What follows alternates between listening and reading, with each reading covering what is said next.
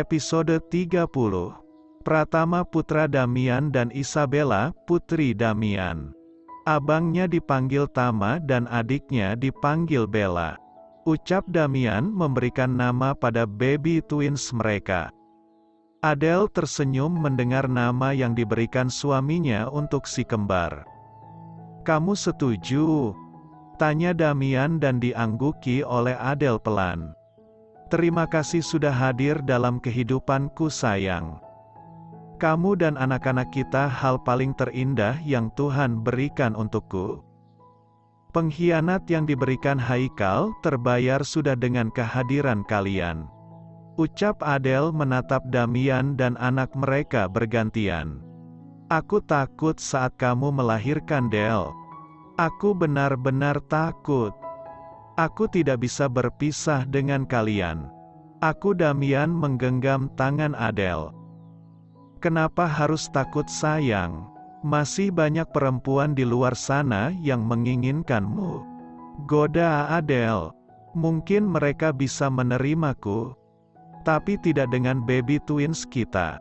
Apalagi mencari sosok perempuan sepertimu. Tidak mudah. Jangan pernah meninggalkanku sayang, aku mencintai kalian." Ujar Damian membelai pipi Adele dan mengecup pipi anak mereka bergantian. "Kal, menikahlah lagi, Satria butuh ibu," ucap Bu Fatma. "Ma, menikah bukan perkara mudah, Mama tahu sendiri kan masa laluku bagaimana. Aku tidak ingin terjebak dua kali, Ma, dalam pernikahan palsu." Jawab Haikal. "Tapi saat ini kamu sudah menjadi bos, Kal.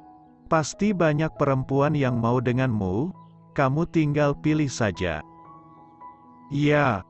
Sesuai janji Damian, dia memberikan jabatan direktur di salah satu perusahaan barunya. Dia ingin keponakannya ini menata kehidupannya kembali. Bagaimanapun juga Haikal keponakannya. Cukup sudah dia memberikan hukuman untuk Haikal, toh saat ini dia dan Abel juga sudah menikah dan bahagia. "Ma, perempuan memang banyak yang mau denganku. Tapi untuk menikah dan menjadi ibu," sambung Satria, "aku harus berpikir panjang karena tidak semudah membalikkan telapak tangan. Kalau menikah hanya untuk gagal kembali percuma, Ma. Tolong mengerti aku." Tanda seru, tanda seru. Benar yang dikatakan Haikal, Ma. Jangan hanya mementingkan hawa nafsu. Pikirkan nasib semuanya. Kamu lihat sekarang kehidupan anak-anak. Fajar sejak dipecat dari perusahaan Adele tak pernah pulang lagi.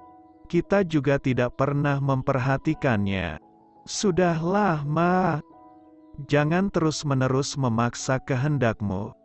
Mereka sudah dewasa, Papa rasa mereka sudah bisa menentukan pilihan mereka sendiri. Potong Pak Heru. Lagi-lagi Bu Fatma terlihat kesal pada suami dan anaknya ini. Mereka tidak mau mendengar ucapannya. Beberapa bulan berlalu, kehidupan Adele dan Damian semakin bahagia. Adele sangat menyukai peran barunya saat ini. Dengan dibantu dua orang pengasuh, Adele selalu memperhatikan tumbuh kembang anaknya. Damian pun selalu menyempatkan diri untuk pulang siang hari. Dia ingin membantu Adele dalam mengurus anak mereka. "Sayang, aku harus belanja keperluan si kembar sore ini," ujar Adele. "Biar aku yang temani," jawab Damian dan diangguki Adele. Adele segera bersiap. Beberapa bulan menjadi ibu, Adele sudah mulai bergerak cepat karena jika terlalu lama bisa-bisa anaknya mengamuk. Dengan memboyong dua pengasuh mereka berangkat. Ini kali pertama Adele membawa anak-anaknya keluar rumah. Adele pun juga baru ini keluar. Semua perlengkapannya pun sudah habis. Sesampainya di mall, Damian mengiringi Adele. Sedangkan anak mereka tetap dalam gendongan sang pengasuh. Damian melihat kiri kanan membantu Adele membelikan keperluan rumah. Tanpa disengaja Damian melihat Karin yang sedang bersama rekan bisnisnya, tapi Damian tahu kalau rekan bisnisnya itu sudah memiliki istri. "Sayang, kenapa?" tanya Adele. "Tidak. Ayo sayang, aku mau beli buah segar," jawab Damian mengalihkan pandangannya dan mengajak Adele ke tempat buah.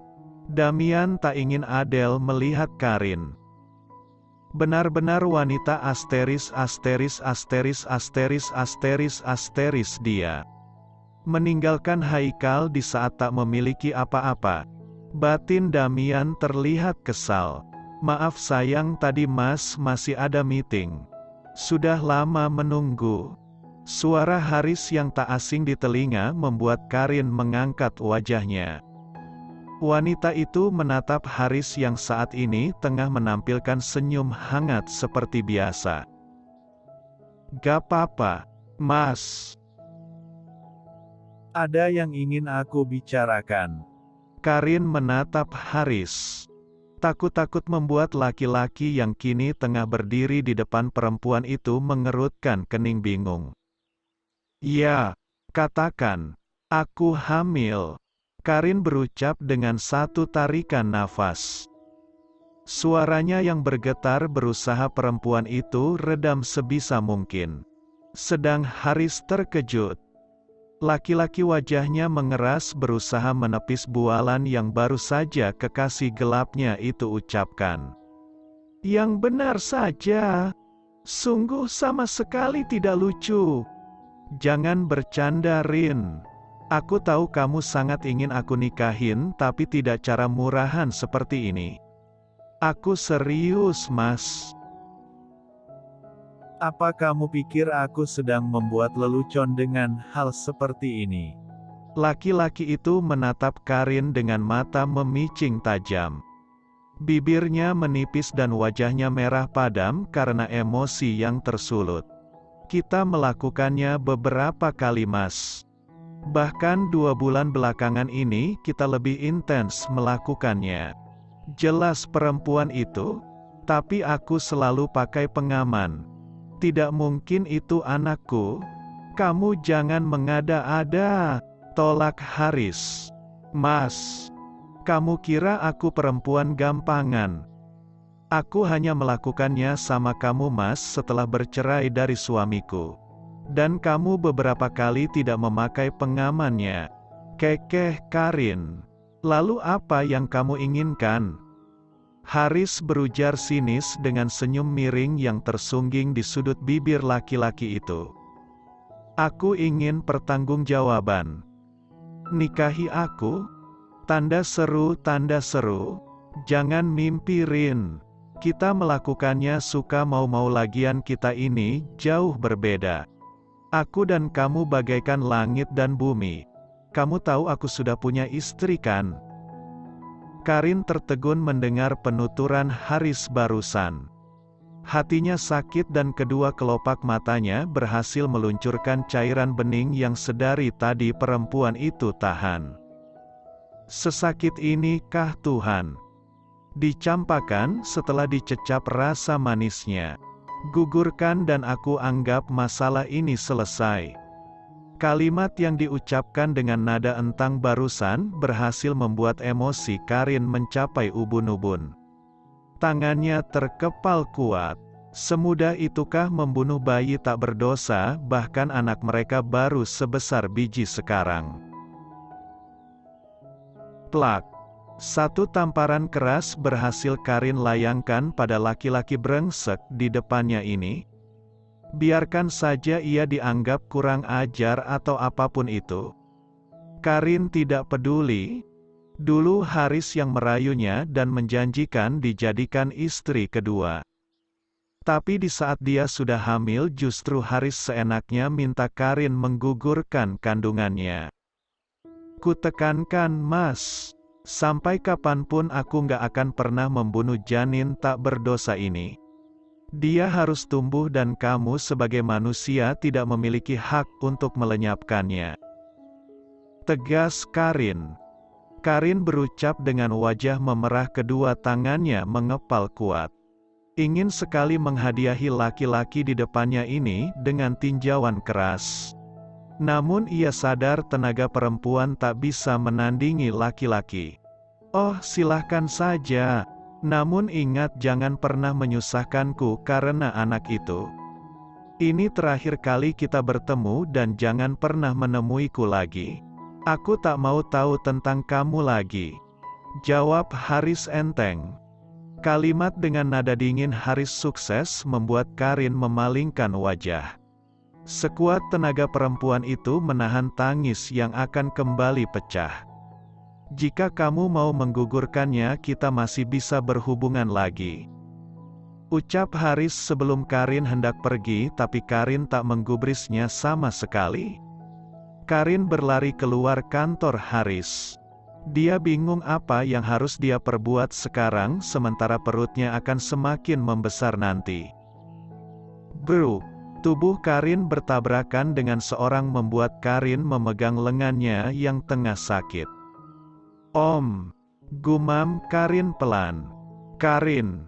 Maaf om, aku buru-buru sehingga tak melihat om tadi. Ucap Karin menghapus air matanya membuat Damian bisa menebak kalau Karin tengah galau. Tidak masalah, saya juga buru-buru ingin bertemu Haris, ada yang harus dibicarakan. Ujar Damian.